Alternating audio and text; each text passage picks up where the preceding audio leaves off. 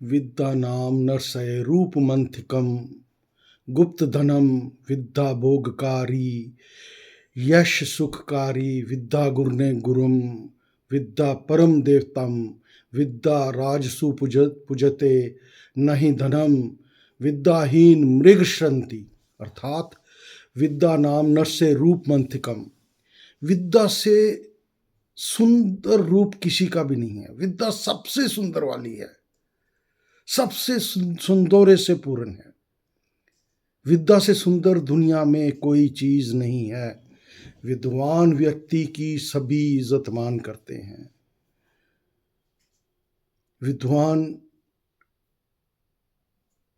राजा के द्वार पे भी पूजित होता है।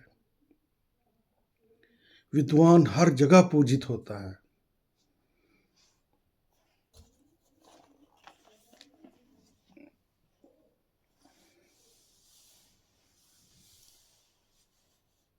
विद्वान एक श्रेष्ठ इंसान को कहा जाता है, जो समाज का मार्गदर्शन करता है, हमें शिक्षा देता है कि हम एक अच्छे मार्ग पर चलें जिससे जन कल्याण हो, सर्वस्व कल्याण हो। गुप्त धनम, विद्या एक गुप्त धन है। विद्या सर्वधन प्रधानम, जिसको विद्या आ जाती है भगवान जी उसे धन की कमी भी नहीं रखते। विद्या हर रूप में हम में निखार लाती है। बुद्धि का निखार लाती है, चित्त पे निखार लाती है, वाणी पे निखार लाती है, व्यवहार में निखार लाती है। और विद्या हमें एक बहुत ही सज्जल, करुणामय, सरल, सुखकारी इंसान बनाती है। विद्या भोगकारी, यशा सुखकारी। विद्या जो है भोगकारी है, यशा सुखकारी, सर्व कल्याणम। विद्या जिसके पास होती है वो संसार के सब भोगों का आनंद लेते हुए भी सुख का जीवन व्यतीत करता है।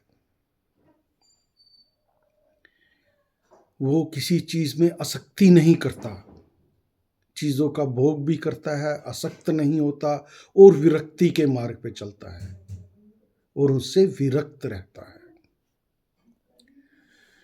विद्या गुरुनेम गुरु, विद्या गुरुओं की भी गुरु है।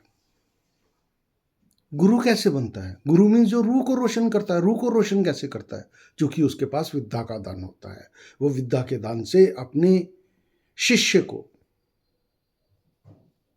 प्रज्वलित करता है, एनलाइटन करता है। विद्या बंधु जन विदेश गामने। विद्या जो है जब कोई विदेश में जाता है तो विद्या उसको वहाँ पे सम्मान देती है, इज्जत देती है, मान देती है। विद्या ही विदेश में उसका मित्र होती है। विद्या के आधार पर ही वो विदेश में काम करता है। Software engineer, mechanical engineer, professor, teacher, doctor and so on. विद्या ही उसमें वो गुण पैदा करती है जिसके कारण उसका वहां पे इज्जत मान होता है। विद्या परम देवतम, विद्या देवताओं का भी देवता है। जिस इंसान को विद्या आ जाती है वो अपनी पूजा पाठ से वो समस्त ग्रहों को, समस्त देवी देवताओं को खुश कर लेता है और उसके बाद वो परम पिता परमेश्वर में लीन हो जाता है। विद्या राजसु पूजते, राजा भी जो है वो विद्वान व्यक्ति की पूजा करता है। जो विद्या से सुशोभित होता है उसका इज्जत मान राज दरबार में भी होता है। ना ही धनम, धन की पूजा नहीं होती। जो धनवान व्यक्ति है उसकी पूजा नहीं होती। लेकिन जो विद्वान व्यक्ति है उसकी सारे पूजा करते हैं, इज्जत मान करते हैं। विद्वान स्वर्त पूजनते, विद्वान की सारी जगह पूजा होती है क्योंकि उसके पास विद्या का दान होता है। विद्याहीन मृग श्रंति, जिसके पास विद्या नहीं है वो एक जानवर के समान है। इसलिए जब हम बचपन में होते हैं, मेरी माता थी, वो मुझे हमेशा कहती थी, पवन सुबह जल्दी उठा कर और सुबह घोटा लगा लिया कर, क्रैम कर लिया कर, सुबह घोटा अच्छा लग जाता है।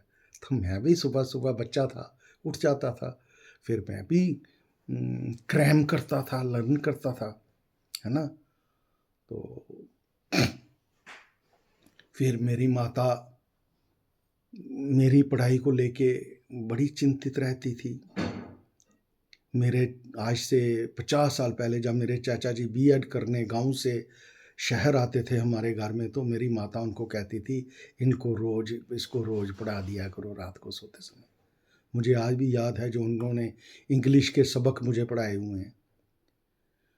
तो माता ने मेरे अंदर विद्या का गुण पैदा करने की कोशिश की।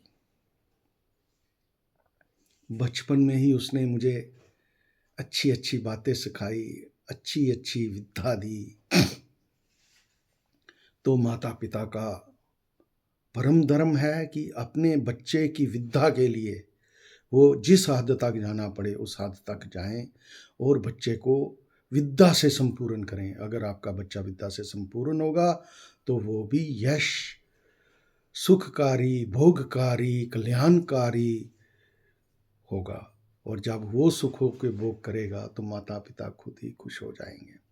तो विद्या की देवी को भी नमस्कार है, और विद्वान जो मेरे गुरु हैं उनको भी नमस्कार है, और जो श्रोतागण सुन रहे हैं उनको भी मेरा नमस्कार है। वो मुझे एनकरेज करते रहें, मुझे आशीर्वाद दें, ताकि मैं अच्छे अच्छे बोल बोलूं जो मन को भी अच्छे लगें, चित्त को अच्छे लगें, हमारा चित्त भी निर्मल हो, और उस निर्मल चित्त के द्वारा हम उस परम पिता परमेश्वर के साथ लीन हो जाएं। धन्यवाद।